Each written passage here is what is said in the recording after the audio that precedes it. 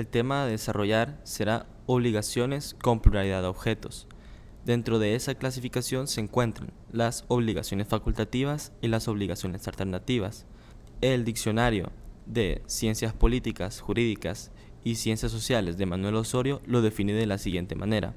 Obligación facultativa, la que no teniendo por objeto sino una sola prestación, permita al deudor sustituir esa prestación por otra, que ha de estar determinada también. Este vínculo obligacional se acerca bastante a la obligación alternativa. Ahora bien, la facultativa se extiende con la pérdida o imposibilidad de la estipulada como característica. En cambio, en la alternativa ha de perderse o tornarse imposible todas las obligaciones prefijadas. En la aluda se extiende alternativa la obligación. Obligación alternativa. Para el Código Civil argentino, lo tiene por objeto dos o más prestaciones, independientes y distintas unas de otras en el título, de modo que la elección que debe hacerse entre ellas quede desde el principio indeterminada. El obligado, alternativamente, por varias prestaciones, solo ha de cumplir íntegramente una de ellas.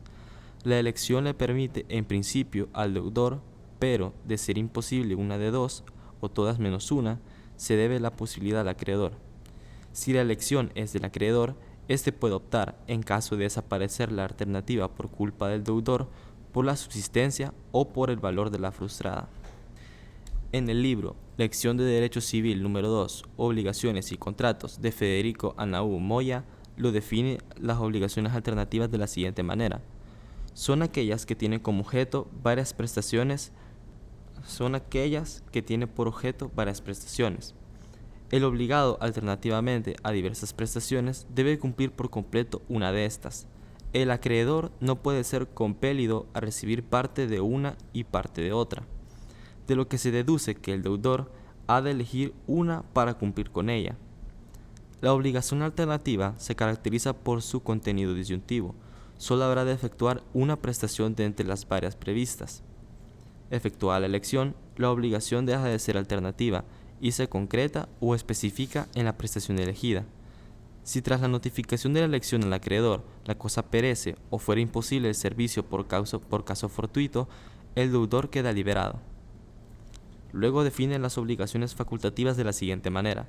Son aquellas en las que el deudor tiene una sola prestación, pero puede liberarse pagando otra distinta. A diferencia de las alternativas, donde hay un abanico de prestaciones, en la facultativa solo existe una prestación. Si bien se concede al deudor una facultad de liberarse cumpliendo en el momento del pago una prestación diferente.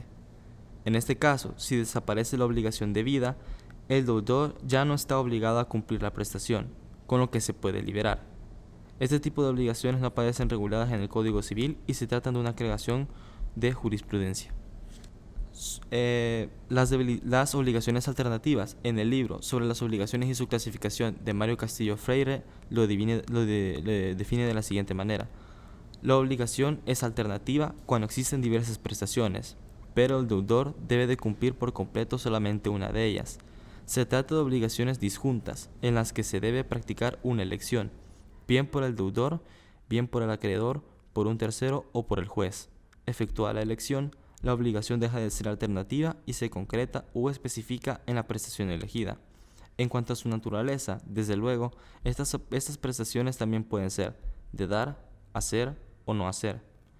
Cabe señalar que en una obligación alternativa, la elección de la prestación a ejecutarse por defecto recae en el deudor, pero se admite pacto en contrato. En ese caso, la elección se determina con la propia ejecución o con la declaración de la elección. En caso el sujeto encargado de elegir sea distinto al deudor, la opción elegida se determina solo con la declaración de elección. Asimismo, cabe señalar que la elección de la prestación a ejecutar, sea por el deudor, acreedor u otro sujeto, deriva en la obligación alternativa que mute a una obligación simple. Luego define las obligaciones facultativas de la siguiente manera, la cual dice que tiene por objeto una sola prestación, pero se otorga al deudor la facultad de sustituir, para los efectos del pago, esa prestación por otra. La primera es la prestación principal y la segunda es la accesoria.